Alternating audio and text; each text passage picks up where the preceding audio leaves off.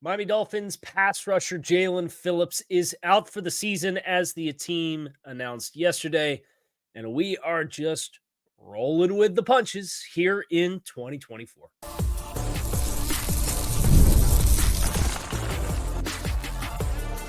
You are Locked On Dolphins, your daily Miami Dolphins podcast, part of the Locked On Podcast Network, your team every day.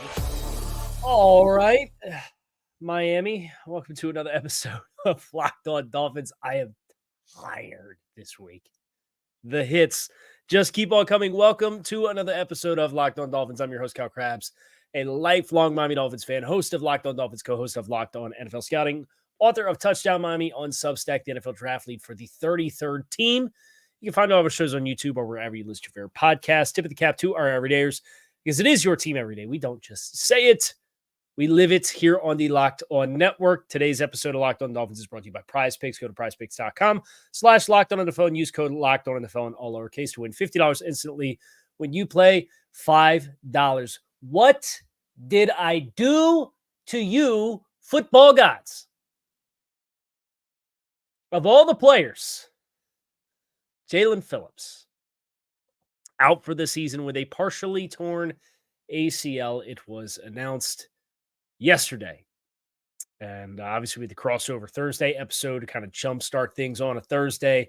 But I knew I didn't want to just like back burner talking about this storyline because it's a big deal. It really is a big deal for the Dolphins, not just from an X's and O's standpoint, but from like one of the best individual stories on the team about a person and the pathway that he's been on and how meaningful he is to the Dolphins and their community. Just an awful turn of events on a play in which there's an explosive run that's broken up the middle, and Jaelan Phillips is in pursuit, and Jordan Poyer comes down on the roof and tries to make the tackle and goes down low, and he kind of misses the tackle, and his shoulder pad gets all of Jaelan Phillips, and his knee partially tears his ACL. It was a contact injury. He did try to put a brace on, play with it. Adrenaline wears off into the second half, and the pain tolerance just becomes too big of an issue. He's pulled out of the game. They do their tests. Him playing with the brace did not aggravate anything or make anything worse. There was no incident with the brace playing in space. They tried to run a twist stunt. As you can see, tried to plant on his right leg to loop back inside and come up the B gap. And it just, when that foot hit the ground, you saw it. And you saw the emotion from Jaelan in that play, in that moment. And man, I'm at a loss for words. Like the season is hard enough when the team's not playing well. And then you have a franchise quarterback with a routine football play that turns into an existential conversation about health and head injuries in the game of football and his well-being, in a very scary looking injury that has very serious long-term ramifications. And then it kind of feels like the dust settles out of that. You kind of get in the swing of a couple of games. The Dolphins are bad. And then a guy who busts his tail comes back in no time at all from a torn Achilles, torn on Black Friday last year. I was playing at a high level.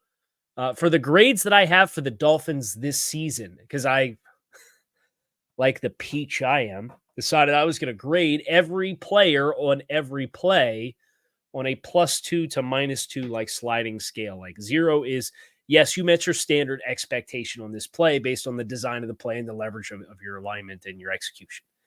If it's good, you get +0.5 point, +point, +1.5, +2 points.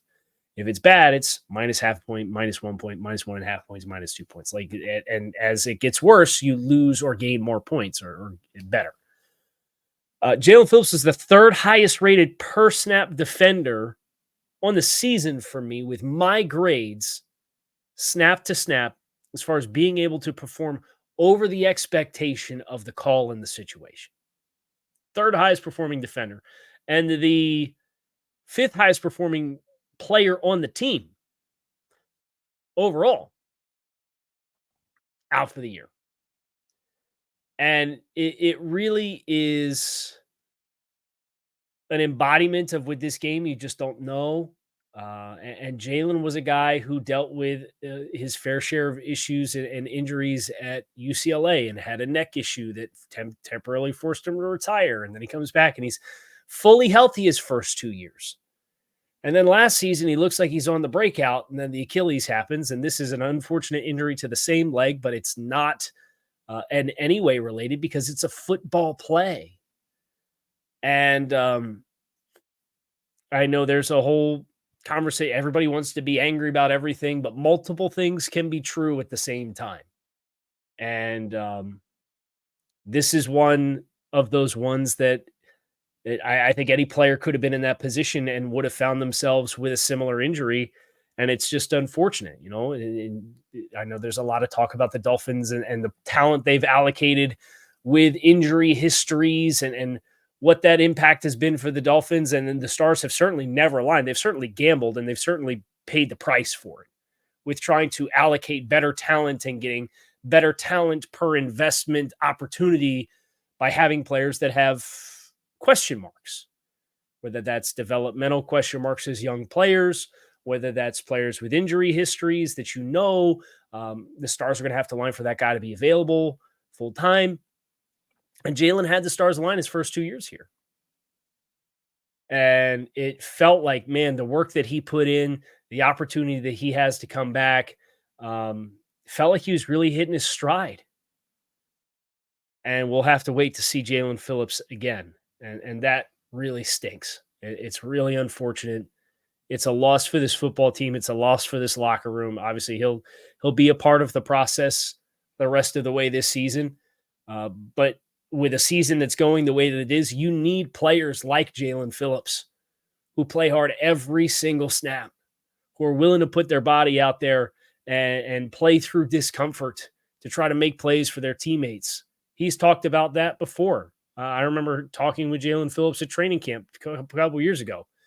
And he said the number one way that we as defensive players can show the love and care for our teammates is our pursuit to the football on every play. And he's embodied that every single snap he's been on the football field.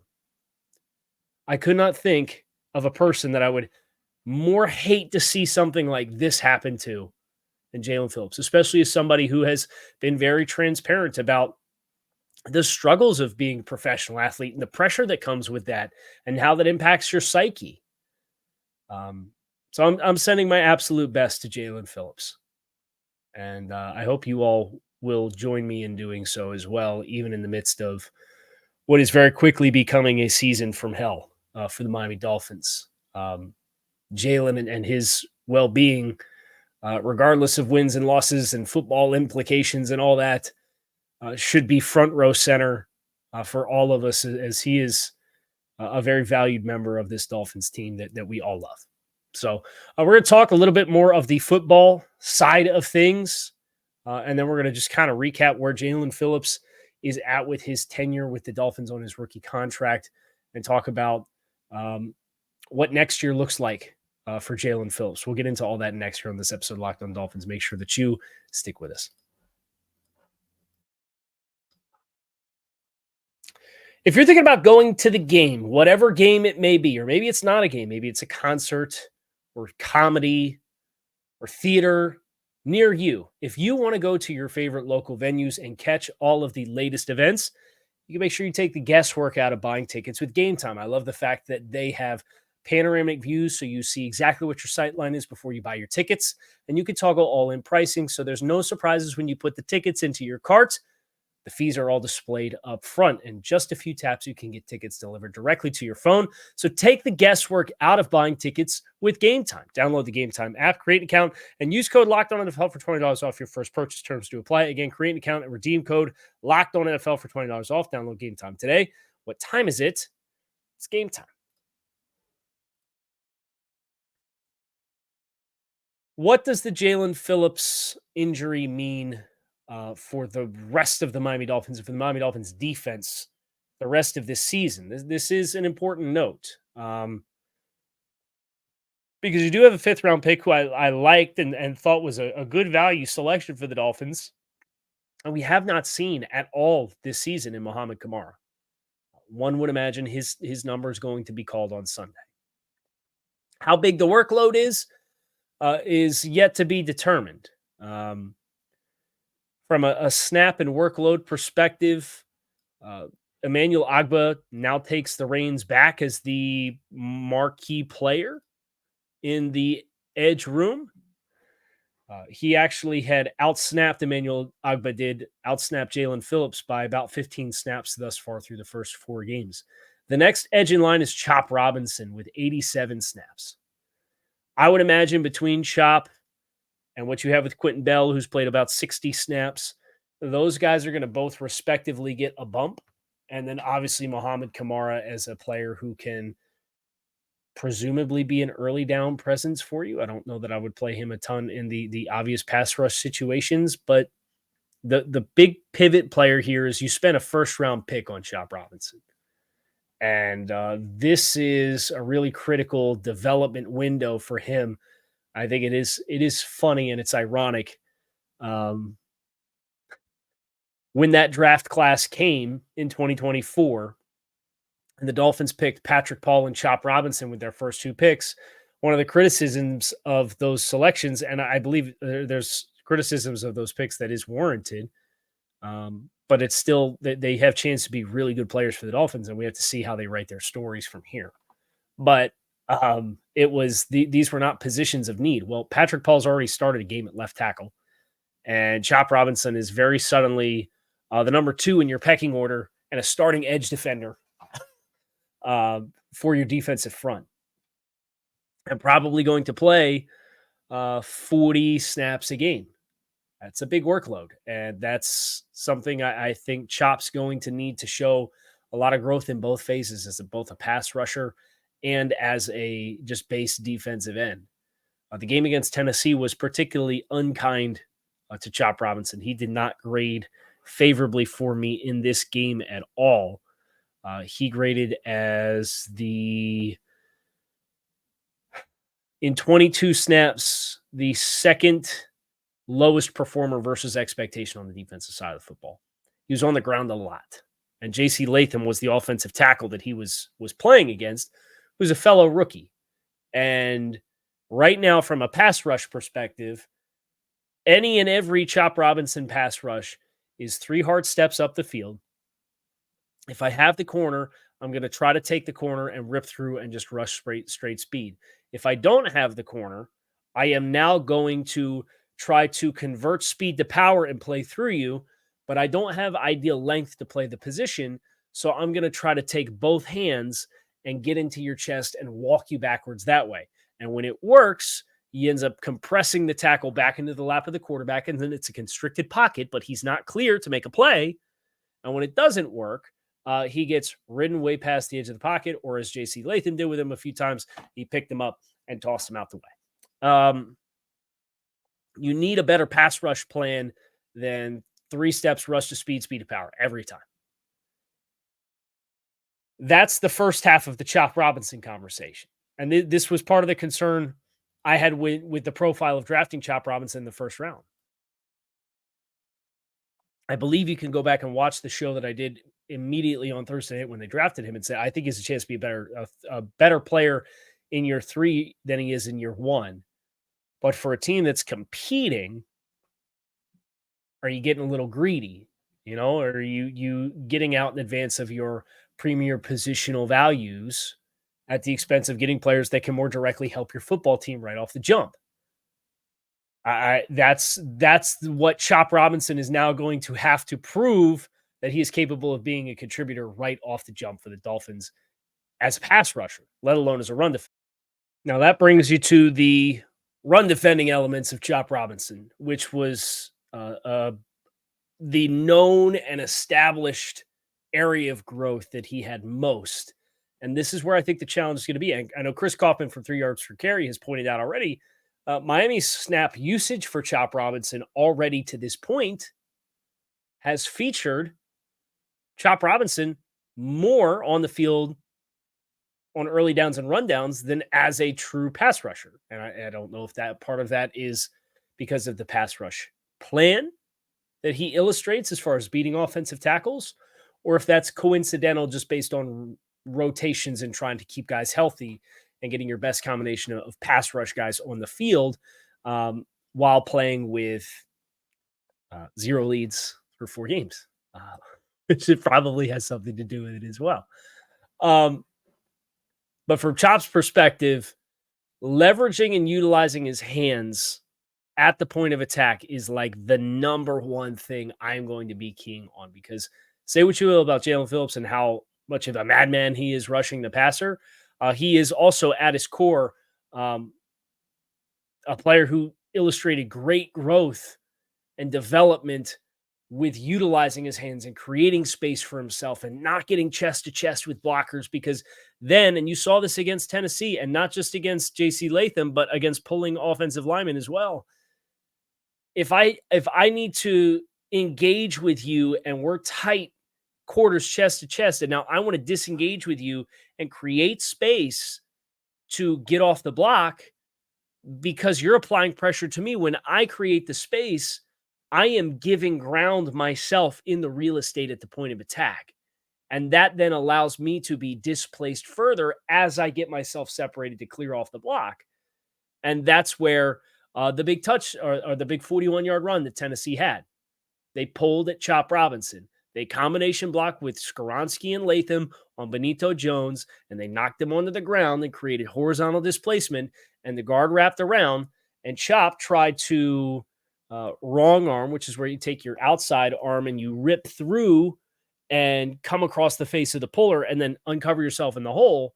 But he didn't really rip through. He just kind of like took it on with his inside shoulder, and then he got his hands set, and then he tried to reset outside, and he tried to give himself space. And what ends up happening is he's moved half a gap in that process, and there's the crease that the back hits and runs up through, and you got a gouging run because your 3 techniques gets compressed down, and you as the guy on the edge didn't take that on hard enough and either come underneath the block and force the run to spill, or alternatively, you didn't take it on with the proper leverage to compress the guard and keep him in the hole so the back has to bounce into your waiting hands.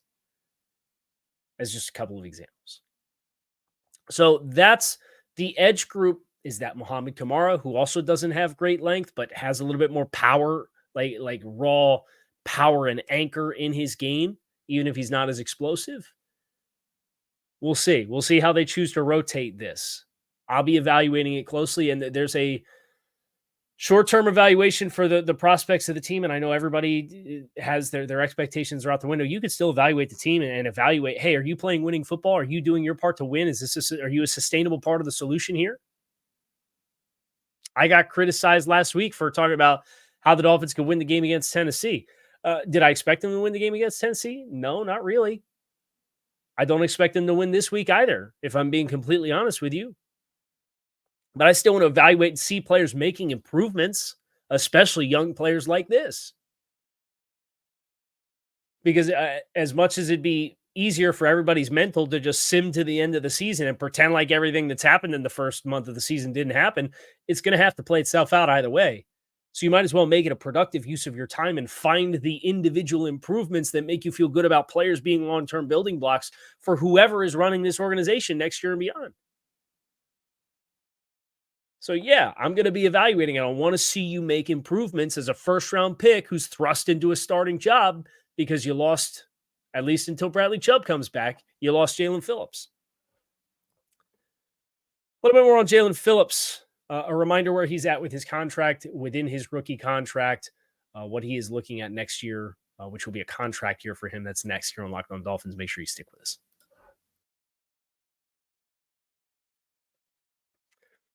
Football fans, you could start the season with a big return over at FanDuel, America's #1 sportsbook.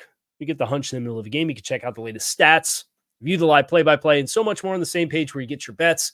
Over on FanDuel, you can get started with $200 in bonus bets guaranteed when you place your first $5 bet. That is FanDuel.com.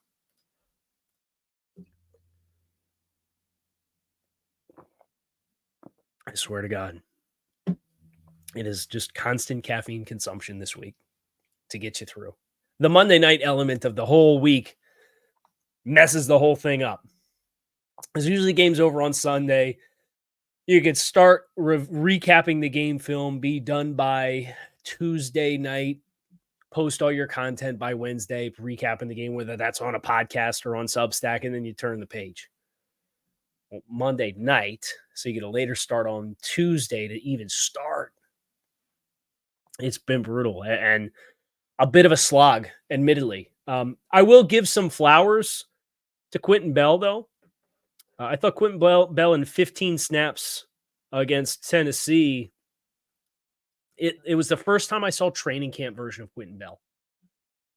And some of that is the tight ends of Tennessee, and some of that's not being an unblocked defender and playing in space and pursuit and effort and motor. But like I want hungry guys. Hungry dogs run faster, right? That's what I want to see. I want to see who's hungry, who's out here getting in position to make a play, and who's flying around with bad intentions on both sides of the ball. Whether you're an offensive lineman getting out of the blocks into a combo block, whether you're a running back with the ball in your hands, whether you're a wide receiver setting a block, whether you're a wide receiver getting the ball on a perimeter screen, whether you're a tight end throwing a block on the boundary, whether you're a defensive end on backside pursuit, whether you're a linebacker, whether you're a safety coming downhill trying to fit, whether you're a corner and press, who's hungry? Right? This is love of the game territory for all your players. Jaelan Phillips exuded love of the game, and that's why his injury hurts so much for me as a football enthusiast and a football fan, not just a Dolphins fan. Every snap for Jaelan Phillips, you could tell he plays like it could be his last. I think Jalen Ramsey's the same way, and that's why I know Dolphins fans that are proponents for and interested in a long-term pivot with the big picture of the direction of the team and say, hey, is there any players that you could trade players off for assets and kind of kickstart a new rebuild? We're going to have all those conversations, but not on October 3rd. Let's at least get a little closer to the trade deadline. But I'll tell you what, if I'm Chris Greer and Mike McDaniel, I'm probably feeling a little bit of heat, regardless of whether or not I got a contract extension, because this season's been a disaster. And I don't know that after you paid some guys new contracts, you're going to turn around and get guys off the team. But one guy I'm going to want to be here no matter what is Jalen Ramsey, because the way he plays. I saw flashes of that with Quentin Bell. That guy's a hungry guy. His pass rush plan's not great. His point of attack work's not always perfect, but man, is he hungry.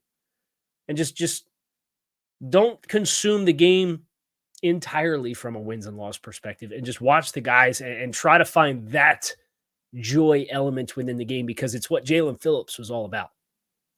And hopefully we get to see Jaelan Phillips at the start of the 2025 season doing that once again, because he is under contract. This is year 4 on Jaelan Phillips' rookie contract. He is under contract next year with the 5th-year option that the team exercised this past spring. So it's going to be a 1-year, fully guaranteed, $13.5 million contract. In the scale of pass rushers, it's a bargain for what Jaelan Phillips is when he's healthy. I think the obvious disconcerting thing here for that statement is you're now looking at half of his 4-year career in which he has not been healthy. And from a contract extension perspective, next year's going to be a very big deal for Jaelan Phillips. He checks all the boxes, but you got to stay healthy. And then even then, the Dolphins have given some other contracts out to players who have had these kinds of historical issues, and it's bit him in the rear end. So Jaelan can do what he can do, right? Which is get healthy, rehab, have the peace of mind of knowing you're going to have a huge opportunity in 2025 to continue to maintain and prove that you're a long-term asset to the Miami Dolphins moving forward. And I so badly want that to happen. But I don't think this is a cut bait with a player because he can't stay healthy type situation, because he's under contract next year. And when he's on the field, he's an elite talent. And I don't think we necessarily saw 100% Jaelan Phillips, but 80%, 85% Jaelan Phillips is better than a heck of a whole lot of other players on rushing the passer. And that even includes players on this team.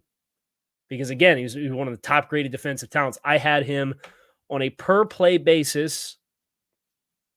Phillips was only behind Calais Campbell and Zach Sealer as far as players performing above expectation. Phillips, Ramsey, Jordan Brooks, kind of the leaders in the clubhouse on the defensive side of the football in that regard. So here's to a triumphant return from Jaelan Phillips as soon as possible, but that will be in 2025 as he elects for reconstructive surgery on a partially torn ACL suffered against Tennessee. That's going to do it for us here on Locked On Dolphins. Keep it locked in right here on Locked On Dolphins. It is your team every day. I appreciate you guys checking out the show. Make it a great rest of your day. We will be back again tomorrow. We'll preview a little bit of college football if you're interested in some college football prospect conversation. And we'll talk about Week 5 Miami at New England final predictions as well. That's coming your way tomorrow. Thanks for checking out the show.